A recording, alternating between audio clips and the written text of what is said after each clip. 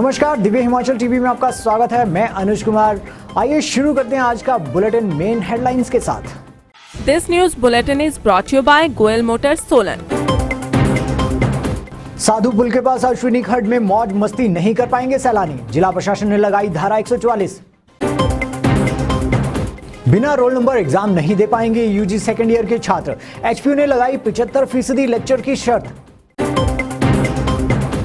मंडी के तलियाहड़ में 11 साल की मासूम के साथ चचेरे भाइयों ने किया दुष्कर्म, दोनों arrest.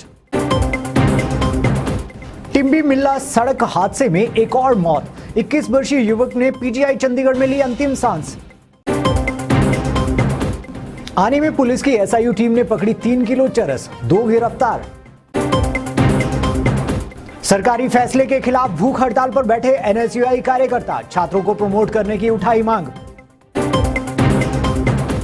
Bhanupalli Leh rail track में गोविंद सागर पर बनेगा 3 किलोमीटर लंबा पुल, रॉक टेस्टिंग के लिए चंडीगढ़ से लुणु पहुंची टीम। पहली से रफ्तार पकड़ेगा मॉनसून, 2 और 3 जुलाई को भारी बारिश की चेतावनी। और अब समाचार विस्तार से। सैलानियों की बढ़ती आमद और बहते पानी को प्रदूषण से बचाने के लिए सोलन जिला प्रशासन ने बड़ा फैसला लिया है, जिसके तहत साधु पुल स्थित अश्विनी खड्ड में अगले 2 महीने के लिए मौज मस्ती पर प्रतिबंध लगा दिया गया है। साधु पुल स्थित अश्विनी खड्ड में अब निचले राज्यों से आने वाले पर्यटक 2 माह तक मौज मस्ती नहीं कर सकेंगे। इसको लेकर मंगलवार को डीसी सोलन कृतिका कुल्हारी द्वारा अश्विनी खड्ड में धारा 144 लागू कर दी गई है, जो कि 2 माह तक लागू रहेगी। यदि कोई भी इन आदेशों का उल्लंघन करता हुआ पाया जाएगा, उसके खिलाफ कानूनी कार्रवाई अमल में लाई जाएगी। इसकी पुष्टि एसडीएम कंडाघाट डॉक्टर विकास सूद ने की है। बता दें कि अश्विनी खड्ड में वीकेंड पर भारी संख्या में पर्यटक पहुंच रहे हैं। वह कोरोना नियमों को ताक पर रखकर खड्ड को दूषित कर रहे हैं, जिसके चलते प्रशासन ने अब मौज मस्ती पर बैन लगा दिया है। आज 29 जून से 2 महीने के लिए जो अश्विनी खड्ड है, उसके पूरे जो स्ट्रेच जो सोलन जिला से क्रॉस करता है, उसके आसपास कोई कमर्शियल एक्टिविटी ना हो और टूरिस्ट की कोई न्यूसेंस ना हो, उसके संदर्भ में धारा 144 लगा दी गई है। और जो भी कानून का उल्लंघन करेगा, उसके खिलाफ नियमानुसार कार्रवाई की जाएगी। इस धारा 144 को लगाने के पीछे जो कारण थे, 2 कारण मुख्यतः थे। एक तो ये है कि सेफ्टी जो है वो टूरिस्ट की ज़रूरी है, क्योंकि ऐसी शिकायतें आ रही थी और ऐसा पाया जा रहा था कि टूरिस्ट अपनी गाड़ियाँ भी रिवर बेड पे लगा रहे हैं और उस पानी के अंदर नहा रहे हैं, लेट रहे हैं, तो एकदम कभी फ्लैश फ्लड आ जाए तो कोई ना कोई अनहोनी की संभावना बनी रहती है। तो एक तो इसको रोका जाए और दूसरा सेफ्टी जो है लोगों की बड़ी इंपॉर्टेंट है, क्योंकि अश्विनी खड्ड का जो पानी है वो सोलन शहर को और बाकी जगहों को पीने के लिए इस्तेमाल किया जाता है, ताकि वो पानी पॉल्यूट ना हो, इसलिए ये कदम उठाया गया है। कॉलेज परीक्षा देने वाले यूजी सेकेंड ईयर के छात्रों के लिए एचपीयू ने नई शर्त लागू कर दी है। लगभग 49,000 छात्र तभी एग्जाम दे पाएंगे जब उनके पास रोल नंबर स्लिप होगी। कोरोना संकट के बीच यूजी द्वितीय वर्ष के छात्रों के लिए बुरी खबर है। हिमाचल प्रदेश विश्वविद्यालय ने शर्त लगाई है कि सिर्फ वही छात्र परीक्षा दे पाएंगे जिनके पास रोल नंबर स्लिप होगी। साथ ही रोल नंबर ऑनलाइन डाउनलोड करने के लिए छात्रों को 75% लेक्चर पूरे करने होंगे। इसके साथ ही हर विषय में 35% इंटरनल असेसमेंट लेना भी जरूरी है। विश्वविद्यालय के परीक्षा नियंत्रक जेएस नेगी ने कहा कि छात्रों की सीसीआर को संबंधित विषय के प्रोफेसर भरेंगे। उसके बाद कॉलेज प्रिंसिपल सीसीआर को वेरीफाई कर छात्रों की जानकारी ऑनलाइन डालेंगे। ये सारी प्रक्रिया पूरी होने के बाद छात्रों का एचपीयू की वेबसाइट पर ऑनलाइन रोल नंबर अपलोड हो जाएगा। एचपीयू ने निर्देश दिए हैं कि बिना रजिस्ट्रेशन और रोल नंबर स्लिप के बिना परीक्षा केंद्रों में छात्रों को एंट्री नहीं दी जाएगी। देवभूमि एक बार फिर शर्मसार हुई है। मंडी जिला के तलियाहड़ में 2 चचेरे भाइयों ने 11 साल की मासूम बच्ची के साथ हैवानियत की सारी हदें लांघकर दुष्कर्म किया है। मंडी शहर के साथ सटे तलियाहड़ क्षेत्र में 11 साल की मासूम के साथ दुष्कर्म करने का मामला सामने आया है। नाबालिग के साथ उसके 2 चचेरे भाइयों ने दरिंदगी कर रिश्तों की मर्यादा को तार-तार कर दिया।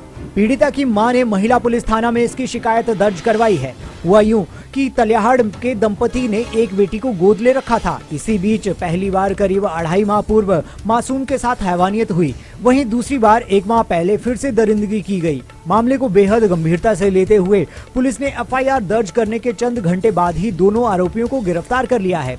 साथ ही धारा 376, 377, 506 व पोक्सो एक्ट के तहत मामला दर्ज कर आगामी कार्रवाई शुरू कर दी है। साथ ही आरोपियों को न्यायालय में पेश कर 15 दिन की न्यायिक हिरासत में भेज दिया गया है। इन आरोपियों को जो है वो कोर्ट में पेश किया गया और इनको जो है 15 दिन के न्यायिक हिरासत में कोर्ट ने आदेश करवाए। साथ ही जो भी सैंपल्स और एविडेंसेस इकट्ठे करने के कर लिए गए हैं उनको हम एफएसएल फर्दर एग्जामिनेशन के लिए भेजेंगे और हमारी पूरी कोशिश है कि जल्दी इस केस की पूरी इन्वेस्टिगेशन कंप्लीट की जाए और इसको हम ट्रायल में कोर्ट में टिम्बी मिला सड़क हादसे में मृतकों का आंकड़ा 11 पहुंच गया है। दुर्घटना में घायल 21 वर्षीय युवक ने पीजीआई चंडीगढ़ में दम तोड़ दिया।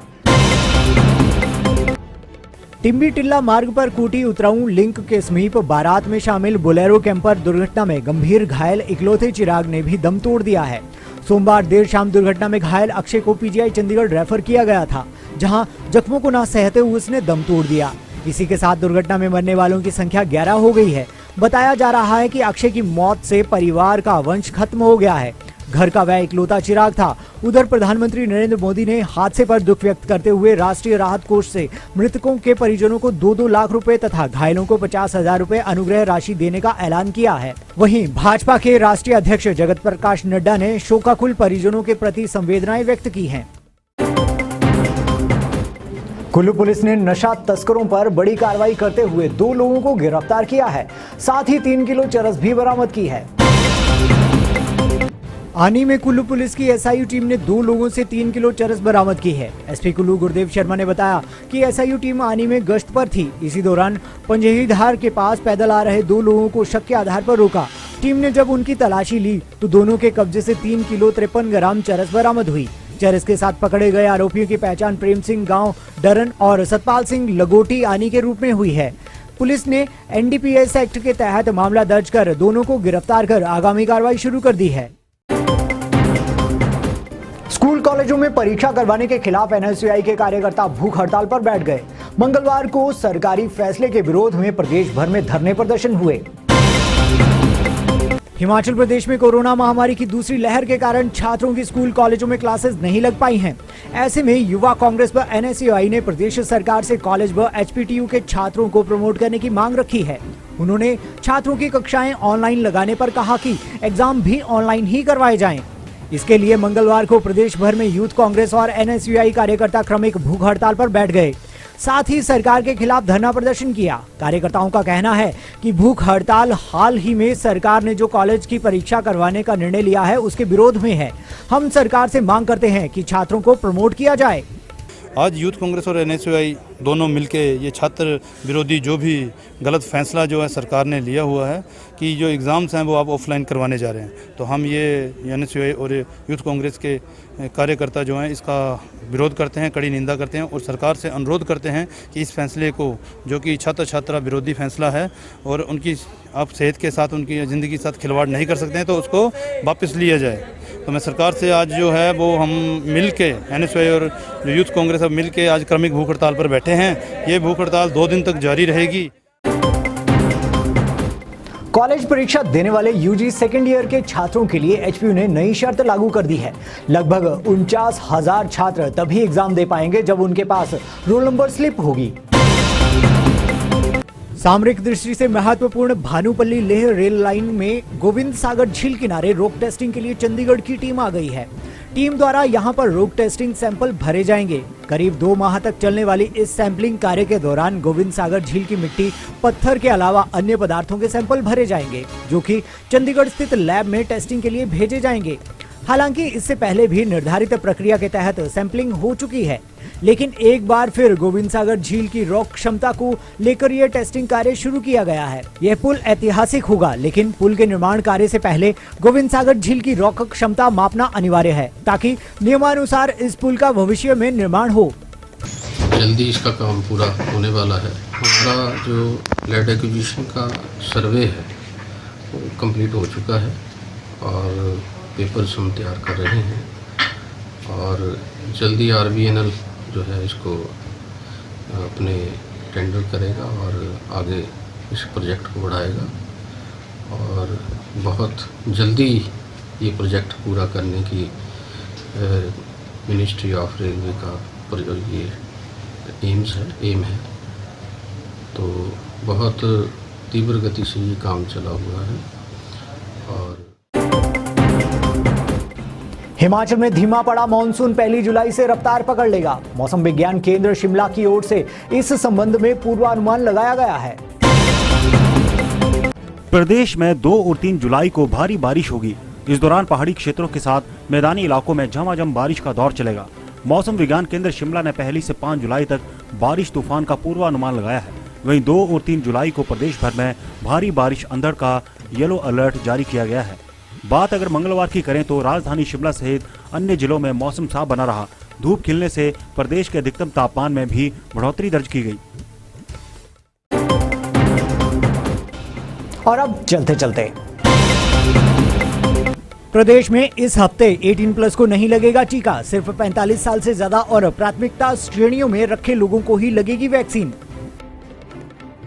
कोविड प्रभावित सेक्टर के लिए 1.1 लाख करोड़ की loan guarantee scheme. Emergency health services को मिलेंगे 23,220 करोड़ रुपए।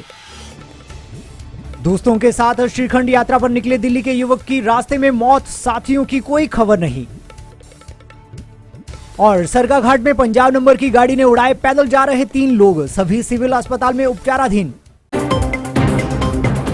आज के बुलेटिन में बस इतना ही। रात 9:30 बजे देखना न भूलें शिमला से हमारा विशेष लाइव।